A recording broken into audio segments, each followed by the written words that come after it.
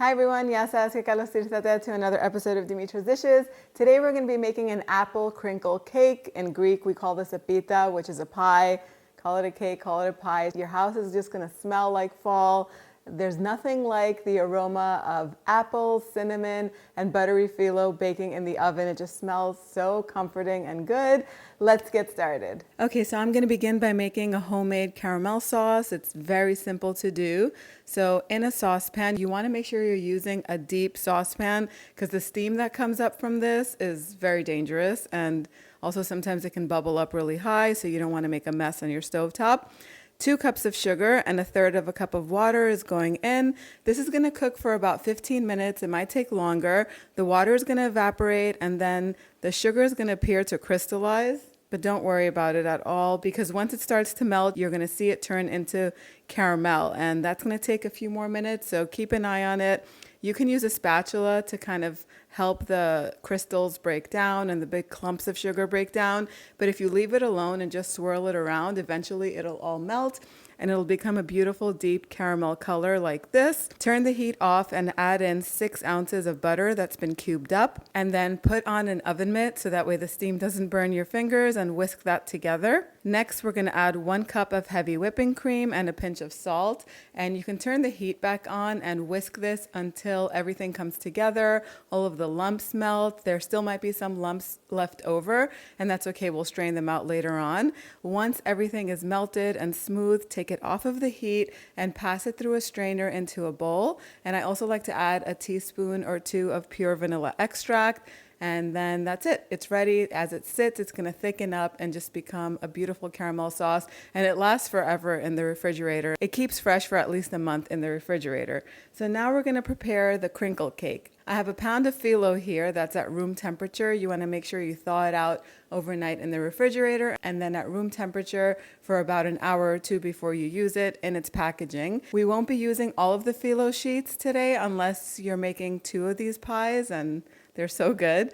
We're going to take 1 sheet at a time and drizzle some melted butter. This is unsalted butter over it. If the sheets aren't too delicate and aren't ripped like mine are, you can brush them, but drizzling the butter is enough. And then I like to sprinkle a little bit of granulated sugar on top and just dust it lightly with some cinnamon. Then we're going to scrunch the first layer of phyllo up into an accordion, and then I'm going to roll it into a spiral and place it into the center of a 10-inch round pan that I've buttered lightly. Now, the best thing to do is to use a springform pan for this because it makes it so much easier to take it out of the pan later on. But I'm using my springform pan for another recipe, so we're going to have to make it work with this. And then I'm going to brush more phyllo layers with butter and do the cinnamon sugar thing.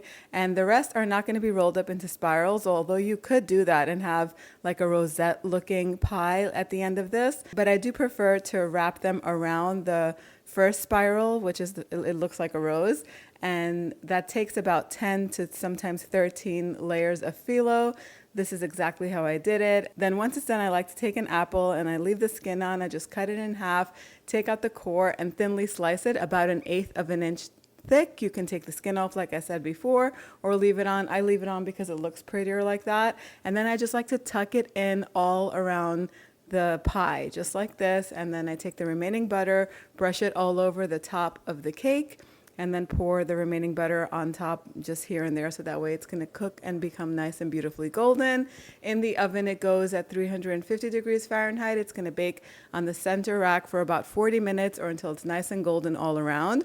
While it's baking, we're going to make the custard. So I'm going to take 5 eggs that are at room temperature and put them in a pitcher with either 1/2 cup or 3/4 of a cup of granulated sugar. I'm just going to do a 1/2 cup because we are going to top it with the caramel sauce later on.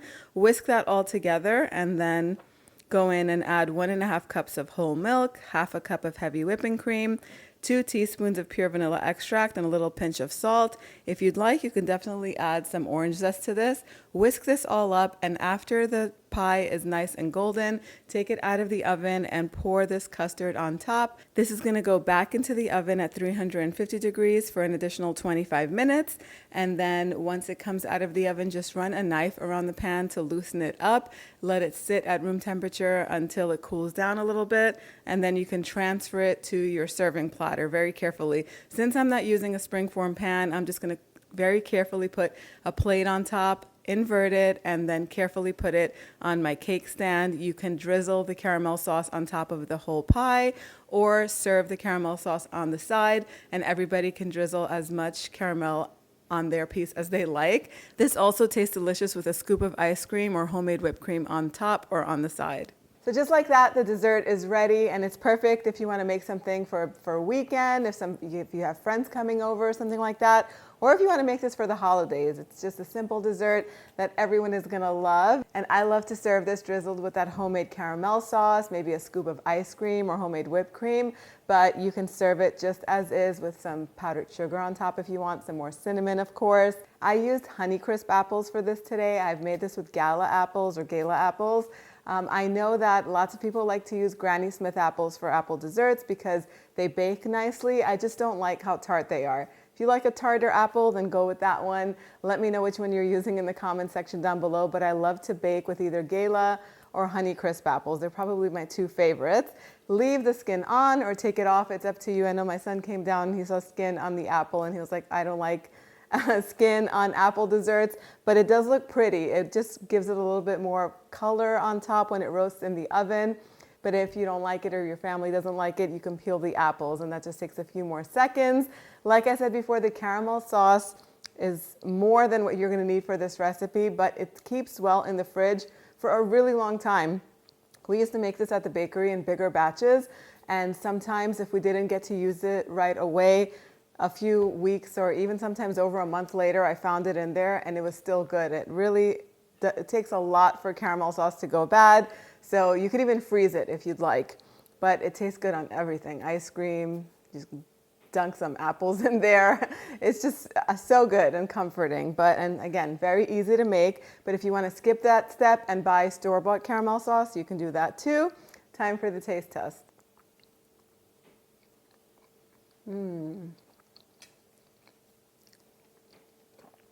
So delicious. Personally, I love apple desserts and pretty much anything with cinnamon and phyllo. That custard is nice and light. It doesn't at all taste eggy, even though there's lots of eggs in there. It's creamy. The phyllo melts in your mouth. It really does taste like a cake. It's not, even though it baked pretty crispy when it first came out of the oven, that custard really softened it up, and it does taste more like cake than anything else. Those apples are so nice, and the cinnamon, of course, gives it the perfect little kiss of warmth. About the caramel sauce, I just forgot to say one more thing. So if you're making the caramel sauce at home, when you're cooking the sugar and the water finally dissolves from there and the sugar starts to melt, the darker the sugar is going to become, it's going to add some bitterness to your caramel sauce. So if you don't want it to be too bitter and you want it to be a little bit milder, don't let it get too much of a mahogany color. That's just one thing that I think that you guys should keep in mind. That's pretty much it. This dessert is so simple to make. I hope you give it a try. If you do, share pictures with me on Instagram. I love to see your recreations. Thank you so much for spending time with me today. You can get the whole website on the blog, dimitrasdishes.com. Yes, us.